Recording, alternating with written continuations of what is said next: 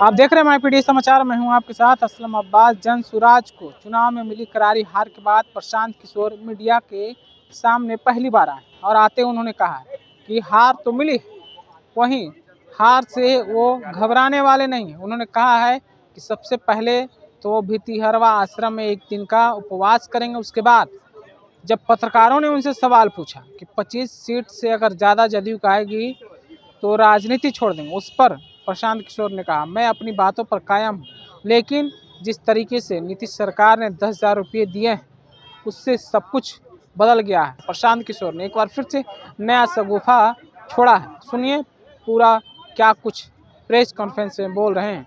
जिन बातों को लेकर वो सत्ता में आए हैं, बिहार में तरक्की हो, बिहार में भ्रष्टाचार से जो जनता जूझ रही है भ्रष्टाचार खत्म हो, यहाँ पर लोगों के लिए रोजी रोजगार हो, और सबसे बढ़ के जो मुद्दा है पलायन का, बिहार से पलायन बंद हो।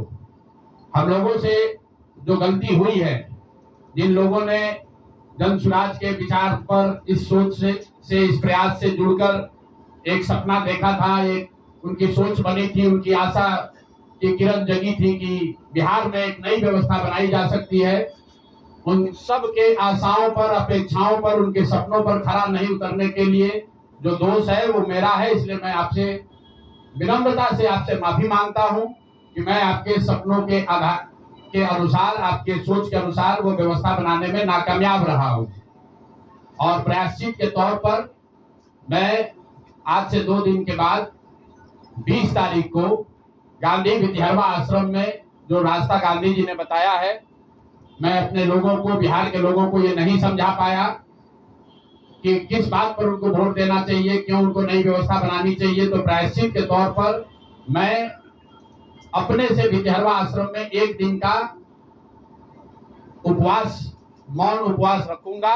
जो भी जनसुराज के साथी हैं वो जहां पर है वहां अगर वो समझते हैं कि हम लोग के प्रयास में, सोच में जो कमी रह गई उसको सुधार के लिए प्रायश्चित के तौर पर हम लोग एक दिन का सामूहिक उपवास रखेंगे। मैं खुद भितिहरवा, गांधी आश्रम भितिहरवा में रहूंगा। 24 घंटे का एक उपवास रखेंगे। गलती हम लोगों से हुई होगी, कभी रही होगी, लेकिन हम लोगों ने कोई गुनाह नहीं किया है। गलती हो सकती है, गुनाह नहीं है। वोट नहीं मिलना गुनाह नहीं है।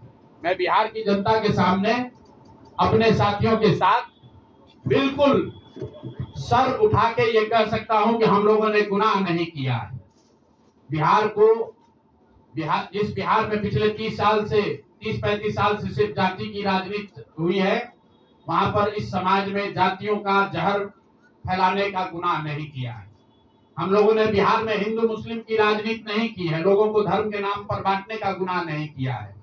हम लोगों ने बिहार की गरीब जनता को, भोले भाले लोगों को पैसा देकर उनका वोट खरीदने का गुनाह नहीं किया। कुछ लोग ये सोच रहे हैं कि मैं बिहार छोड़ दूंगा, तो आपका ये भ्रम है। अंग्रेजी में एक फ्रेज है, you are not defeated till you quit. जब तक आप छोड़ेंगे नहीं तब तक आप हार नहीं सकते हैं।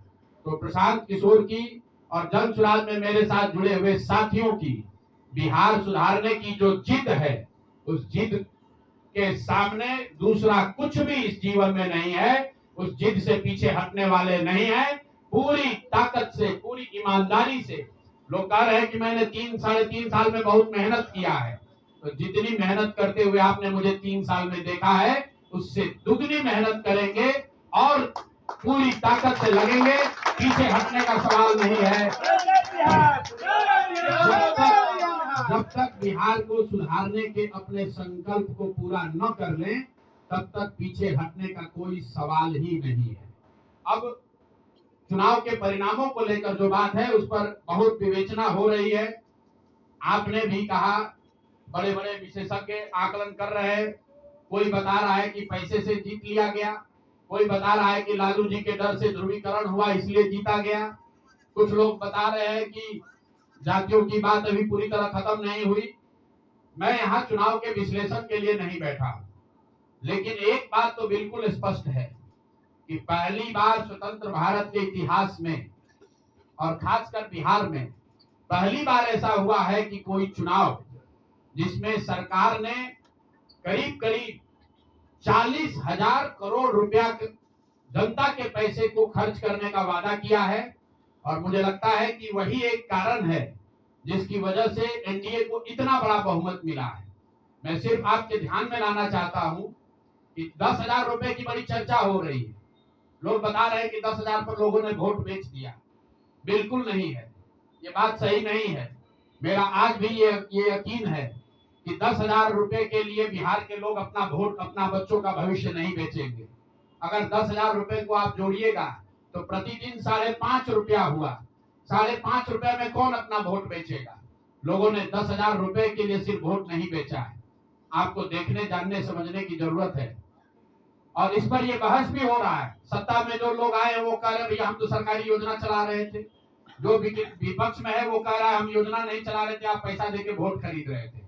इसका कोई अंत नहीं है, इस बहस का कोई अंत नहीं है। चुनाव आयोग पर लोग टीका टिप्पणी कर रहे हैं, वो चुनाव आयोग का विषय है।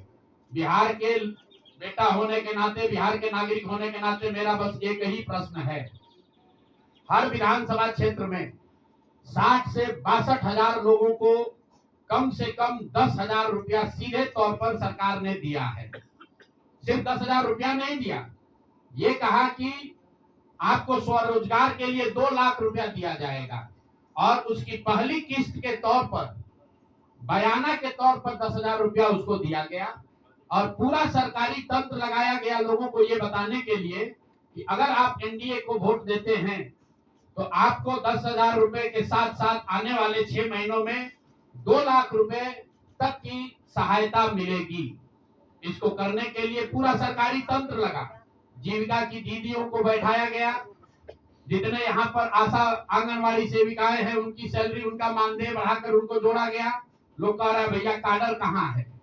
मेरे भाई 2 लाख लोगों को, आप ध्यान रखिए, सिर्फ 10,000 रुपए लोगों को नहीं दिया गया है।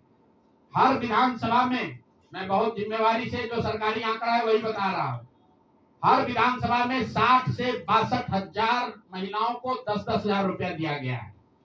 करीब करीब 1 लाख आंगनवाड़ी सेविका, आशा वर्कर और ममता की से जुड़ी हुई महिलाओं को करीब करीब सरकार ने 10,000 करोड़ रुपया अलग से दिया है। इसके साथ ही विकास मित्र और टोला सेवकों को 25,000 रुपया एक बार में, और जो लोग प्रवासी मजदूर बाहर से आए उनको 5,000 रुपया दिया गया है कपड़ा के नाम पर। तो कुल मिलाकर 29,000 करोड़ रुपया, करीब करीब 29,000 करोड़ रुपया बांटा गया है। 40,000 करोड़ रुपए की योजनाओं की घोषणा की गई है। अब हम यहाँ इसलिए नहीं बैठे हैं ये कहने के लिए कि इसी वजह से हम लोग चुनाव हार गए। मेरा अब सीधा सरकार से एक आग्रह है कि आपने 2 लाख रुपए देने का वादा किया है, जनता ने आपको मत दे दिया, अब आप सत्ता में बैठे हैं, तो कृपा करके जो 1.5 लाख महिलाएं, 1.5 करोड़ महिलाएं हैं जिनको आपने 10,000 रुपया दिया है, उन सभी महिलाओं को अगले 6 महीने में 2 लाख रुपए तक देने की व्यवस्था कीजिए। क्योंकि अगर वो हो जाएगा तो बिहार से बेरोजगारी दूर हो जाएगी, बिहार से पलायन बंद हो जाएगा। और अगर आपने ये नहीं किया तो ये बिल्कुल स्पष्ट हो जाएगा कि आपने ये 10,000 रुपया किसी योजना के तहत नहीं दिया था, सिर्फ और सिर्फ वोट खरीदने के लिए दिया था। तो वोट खरीदने के लिए पैसा दिया गया है कि किसी योजना के तहत पैसा दिया गया है, सरकारी योजना के तहत, इसका प्रमाण इस बात पर है कि आने वाले 6 महीने में सरकार ने स्वरोजगार के नाम पर जो पैसा जारी किया है उस क्षेत्र में और पैसा और मदद जारी की जाती है या नहीं की जाती है। हम लोग एक भी विधायक न जीते कोई बात नहीं, जन सुराज, और कई लोगों का सवाल है नीतीश कुमार को 25 सीट आने की बात है, तो मैं आपके सामने घोषणा कर रहा हूं कि जो 25 सीट हमने बात कही थी उस पर बिल्कुल कायम है। अगर नीतीश कुमार ने, उनकी सरकार ने ये वोट खरीदा नहीं है, इनको 2-2 लाख रुपए दे दे, मैं बिल्कुल राजनीति से संन्यास ले लूंगा, उसमें कहीं कोई दिक्कत नहीं है, कहीं कोई दिक्कत नहीं।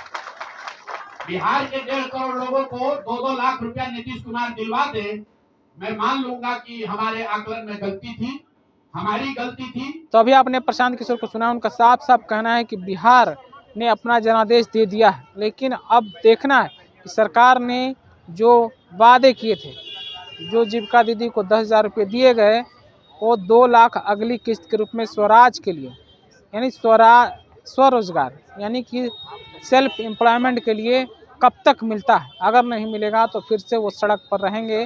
प्रशांत किशोर ने ऐसा कहा है। वहीं राजनीति छोड़ने के सवाल पर किस तरीके से वो बोल रहे थे आपने भी सुना है। फिलहाल आप अपनी राय क्या रखते हैं कमेंट में ज़रूर बताइए। आपका बहुत बहुत शुक्रिया।